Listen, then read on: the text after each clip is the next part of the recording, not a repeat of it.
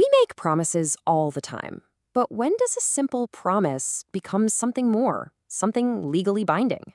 It gets really tricky when you're talking about promises made inside a marriage. That's exactly what we're going to dive into today. So here it is, the big question. Is a promise between spouses a legally binding contract? I mean, really, if you promise your husband or wife something, can they sue you if you don't follow through? Well, you might be surprised to hear that the answer is complicated. It's not a simple yes or no. It all comes down to the situation. All right, so to really get this, we've got to start with the baseline. Let's look at what the law usually thinks about promises made between a couple when, everything's going well. Okay, so here's the default setting in the eyes of the law.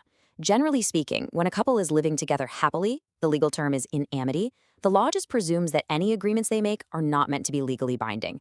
It assumes everything is based on, love and trust, not a cold, hard contract. And it makes sense, right? The courts really don't want to get involved in the day-to-day promises of a marriage. They're not there to enforce who promised to do the dishes. But what happens when that trust, that foundation of the relationship, completely falls apart? Well, that's when things get interesting. This is where the whole game changes. So look at this contrast. On one side, you've got a couple living in amity. Here, promises are just promises. They're built on trust. The law stays out of it.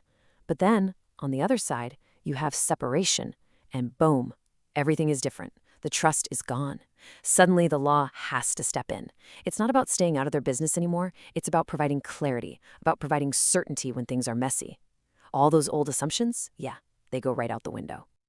And this exact scenario, this shift from trust to uncertainty, is what led to a really famous case, a case that set a brand new rule for couples who have separated.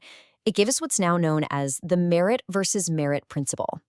Yep, Merritt versus Merritt, all the way back in 1970. This was a huge deal. Why? Because it was the first time the law officially said, hey, the second a couple separates, the rules of the game change. It acknowledged that their promises could now be seen as actual enforceable contracts. It basically carved out a legal path where there wasn't one before. And this quote from the ruling, it's the absolute core of it all. The language is so direct. It says that when a husband and wife are not living in amity, in other words, they're separated, and they put their agreement in writing, the whole legal presumption flips on its head. The law now starts with the assumption that, yes, you absolutely did intend for this to be a real binding contract. So you can basically boil this whole thing down to a super simple two-step test. Step 1, are the spouses separated? Are they not living in amity? Check. Step 2, did they write down their agreement?